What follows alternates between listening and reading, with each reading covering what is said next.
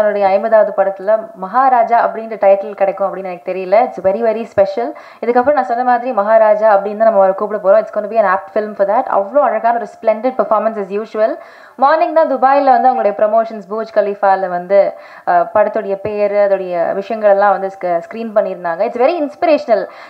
ஏன் அப்படி சொல்கிறேன்னா, துபாயில் பல வருஷங்களாக வேலை செஞ்ச ஒரு பர்சன் இன்னைக்கு புர்ஜ் கலீஃபாவில் அவருடைய பெயர் வருது அப்படின்றப்போ what an inspiration it is. What more can we ask for அப்படின்ற மாதிரி தான் இருக்குது. ஸோ நிறைய விஷயங்கள் நீங்கள் ஷேர் பண்ணணும் அப்படின்னு ஆசைப்படுறோம் சார். விஜய் சேதுபதி அவர்கள் please come on share a few words. வாங்க.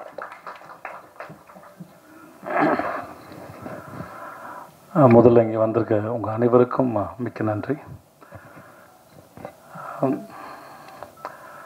ராமோஜிராவோட அவருடைய இறந்து போனார் கேள்விப்பட்ட போது எனக்கு ரொம்ப வருத்தமாக இருந்தது. எனக்கு அவருடைய நேரடி தொடர்போ எதுவுமே இல்லைனாலும் புதுப்பேட்டை படத்துக்காக நாங்கள் அங்கே போனபோது அவ்வளோ பெரிய இடம், அவ்வளோ செட்டு இருக்கு, அவ்வளோ படங்கள் நடந்துகிட்டு இருந்தது. 2005 நாங்கள் போகும்போது இதை ஒருத்தர் கற்பனை பண்ணாரா, இதை ஒருத்தர் நம்பினாரா? ஒரு ஸ்லம் வேணுமா ஸ்லம் இருக்குது, ஒரு கோட்டை வேணுமா கோட்டை இருக்குது, ஒரு பார்க் வேணுமா பார்க் இருக்குது, ஃபார்மிங் லேண்ட் வேணுமா ஃபார்மிங் லேண்ட் இருக்குது, எல்லாமே இருந்தது. சின்ன சின்ன பொருள்லாம் இருந்தது. பேனா முதற்கொண்டு எல்லாமே ராமோஜிராவுடைய அவங்களுடைய இது போட்டிருக்கோம். நான் ஆச்சரியம், இது வரைக்கும் இவங்க கொடுக்குறாங்களா? உள்ள ஸ்டார் ஹோட்டலேருந்து அவ்வளோ வசதி, இவ்வளோ கற்பனையை ஒருத்தர் இப்படி பண்ணார். அது என்னோட ரொம்ப ஆச்சரியம். அவரோட வீடு பார்ப்போம், கண்ணாடி போட்டு மூடி இருக்கும். நாங்கள்லாம் பேசிப்போங்க, அது மேலே ஹெலிகாப்டர் வருமா நிற்குமா அப்படிலாம் பேசியிருக்கோம். ஸோ ரொம்ப ஆச்சரியமான ஒரு மனுஷனாக எனக்கு அவர் இருந்தார்.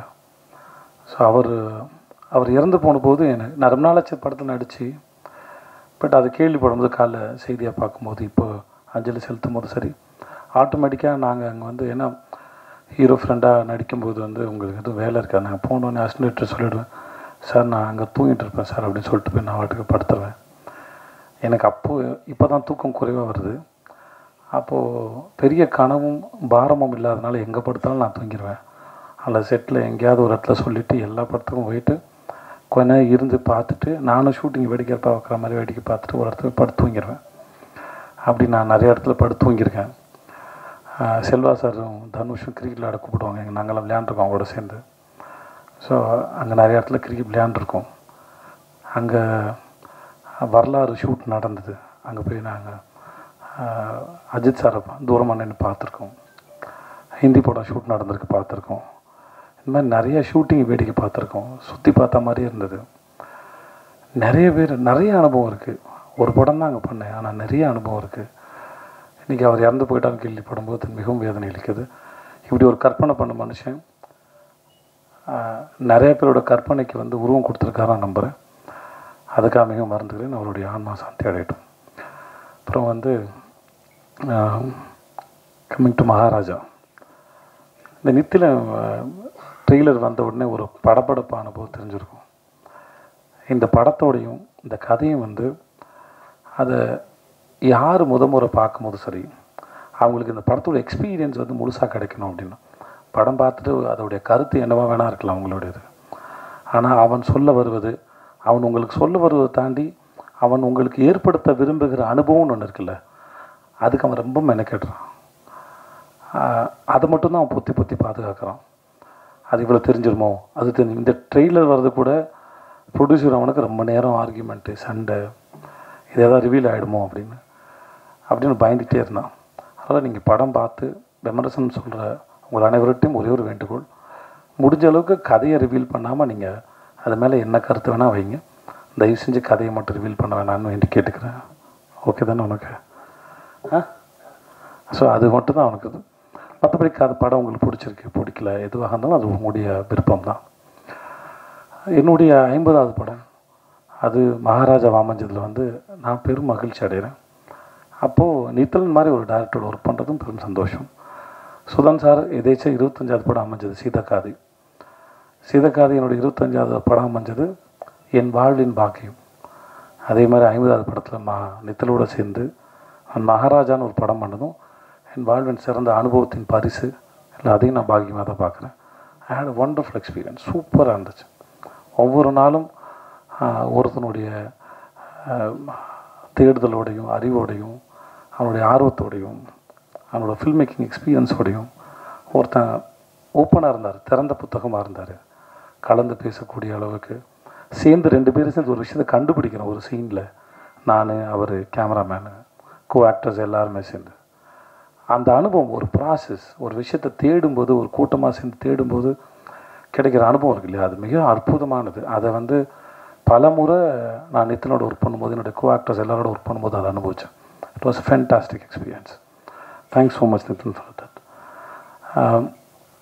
ஜூன் 14 வருது. உங்கள் எல்லாருக்கும் அந்த படம் பிடிக்கும் நினைக்கிறேன். மற்றபடி என்னோடய படத்தில் நடித்த நட்டீஸாக இருக்கட்டும், மம்தா, அபிராம் மேடமாக இருக்கட்டும், அந்த கல்கியாக இருக்கட்டும், அந்த வினோத் சாகர். கல்கி எனக்கு இந்த படத்தில் தான் தெரியும். வினோத் ஆரஞ்சு மட்டையில் நான் விரும்பி கேட்ட நடிகை. எனக்கு இந்த மாதிரி ஒருத்தர் நல்லாயிருக்கும் சொல்லிட்டு அப்போதுலேருந்து பழக்கம். ஸோ கல்கி நான் அவனை ரொம்ப ரசிக்கிறேன். நான் ஏன்னா அவன் சீன் பண்ணும்போது அவன்கிட்ட ஒரு வியர்டான டைமிங் இருக்குது. ரொம்ப நல்ல நடிகன். எதிர்காலத்தில் மிக சிறந்த நடிகனாக வருவான் நான் நம்புகிறேன். அவன்கிட்ட நிறைய இருக்குது எக்ஸ்ப்ரெஸ் பண்ணுறதுக்கு. சிறந்த சந்தர்ப்பம் அமைஞ்சு நல்ல பெரிய ஆக்டர் ஆகிறதுக்கு. உட்காருங்க சார். அதுக்கு நட்டி சார் அந்த படத்துக்கு வந்தது மிகப்பெரிய ப்ளஸ்ஸு. அந்த கேரக்டரை ரொம்ப அழகாக கேரி பண்ணியிருந்தார். அவருக்கு ரொம்ப நன்றி. அந்த அருள்தாசனை இந்த 50 படத்தின் ஒரு அழகான கோலமாக இருந்தால் அதன் முதல் புள்ளி அவர் சொல்லி அவரால் நடந்தது அது. ஸோ அவருக்கு ரொம்ப நன்றி. என் இயக்குனர், என் குருநாதர், என் சீனு ராமசாமி சாருக்கு. அவருடைய வாழ்க்கையை கேள்விக்குறியாக இருக்கும்போது என்ன மாதிரி ஒரு ஆளை, யாருமே நம்பாத ஒரு ஆளை, என் உறவுகளும் என் சார்ந்த யாருமே நான் நம்பாத ஒரு ஆளை, நானே நம்பாத ஒரு ஆளை, தான் இக்கட்டா சூழலில் இருக்கும்போது என்ன மாதிரி ஒருத்தரை கூப்பிட்டுக்கிட்டு அந்த படத்துக்கு ஷூட்டிங் பண்ணது மிக ஆச்சரியமான ஒரு விஷயம். அது நடந்ததுக்காக அவருக்கு மிகப்பெரிய நன்றி. சிஜே பாஸ்கர் சார் என்னுடைய சீரியல் எனக்கு முதல்ல என்னை நடிக்கவே தெரியாத போது எனக்கு வாய்ப்பு கொடுத்து நான் துவண்டு போகும்போது ஒரு நாள் உன் கண்ணும் சிரிப்பு நல்லா இருக்குடா, உணர்ந்து நடித்தா நீ நல்லா வருவேன்னு என்னை ஒரு நாள் சொன்னார். ஸோ அவருக்கும் மிக்க நன்றி. நிறைய பேர் எனக்கு உதவி பண்ணியிருக்காங்க, நிறைய பேர் சொல்லி கொடுத்துருக்காங்க. சின்ன சின்ன விஷயம். இந்த 50 படங்கிறது ஒரு மாலையாக இருந்தால் அது ஒவ்வொரு மணியும் இங்கே இருக்கிற அத்தனை பேராலையும் கோர்க்கப்பட்டது. அது ப்ரெஸ்ஸு, மீடியா, நண்பர்கள், படங்கள், இயக்குநர்கள், எல்லார்கிட்டேருந்து நான் ஏதோ ஒன்று கற்றுக்கேன். அது என் மேலே வைக்கிற விமர்சனமோ பாராட்டோ திட்டோ எதுவாக இருந்தாலும் என்னை அது யோசிக்க தான் வச்சது. நம்மளை யோசிக்க வைக்கிற எந்த விஷயமும் நம்மளை முன்னெடுத்து தான் கொண்டு போகுங்கிறது நான் அறிந்து உணர்ந்த உண்மை. ஸோ இந்த 50 படமாக என் கூட இருந்த, எனக்காக பேசின, இல்லை என்னை திட்டி என்னை உணரணுங்கிறதுக்காக சொல்ல வச்சதாக இருக்கலாம், இந்த மாதிரி கடுமையான விமர்சனமாக இருக்கலாம், பாராட்டாக இருக்கலாம், நான் எல்லாத்தையும் சமமாக பார்க்கிறேன். அதை கொடுத்து உங்கள் அத்தனை பேருக்கு மிகப்பெரிய நன்றி. Thank you so much.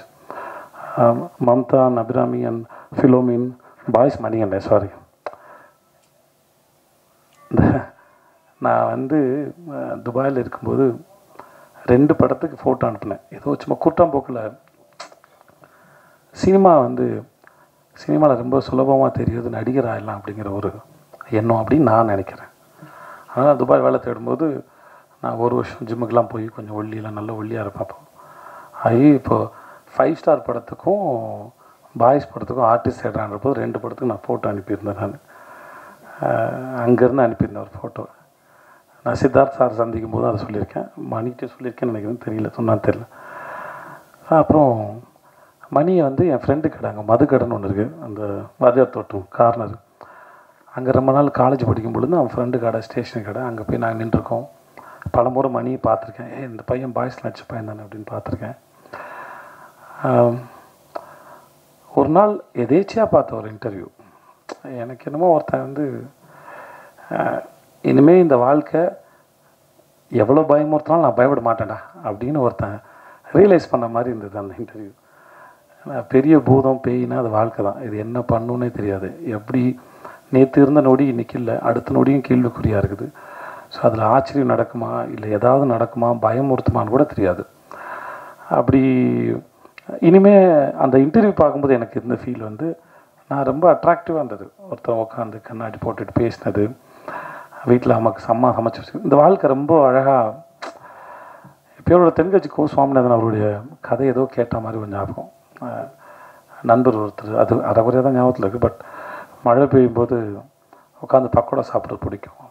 அப்புறம் வேலையெல்லாம் முடிஞ்சு ரிட்டையர் ஆனதுக்கப்புறம் இப்பயும் அவர் மழை பெய்யும்போது உட்காந்து பக்கோடா சாப்பிடுவார்ன்றபோது அது இவ்வளோ அழகாக வாழ்க்கையை சாதாரணமாக எடுத்துக்கிறதுக்குல அது வந்து இட் வாஸ் பியூட்டிஃபுல். நான் அந்த மாதிரி மழை பெய்யும்போது பக்கோடா சாப்பிட்ற ஒரு ஆளாக தான் அந்த இட்லியில் மணிகண்டன் பார்த்தேன்.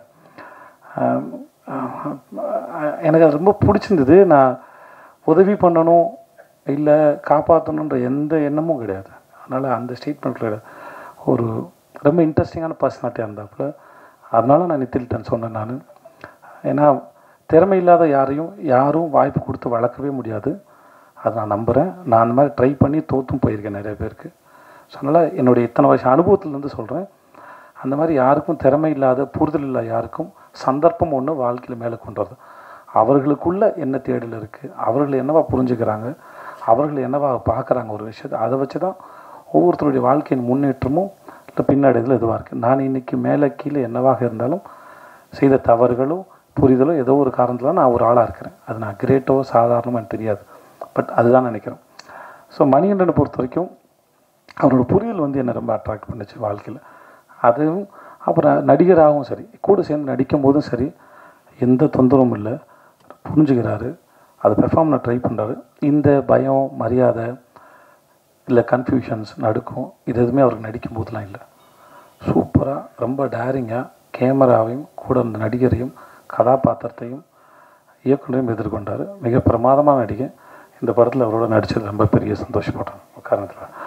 ஸோ இந்த 50 படம் 50வது படம் மகாராஜா. நித்தில் மாதிரி ஒரு இயக்குனர். ஃபிலோமின் வந்து நான் மாஸ்டர் பண்ணி முடித்தோடனே அவன்கிட்ட சொன்னேன், எனக்கு சில சமயம் நான் ஒரு கணக்கு போட்டு நடிச்சிருப்பேன்.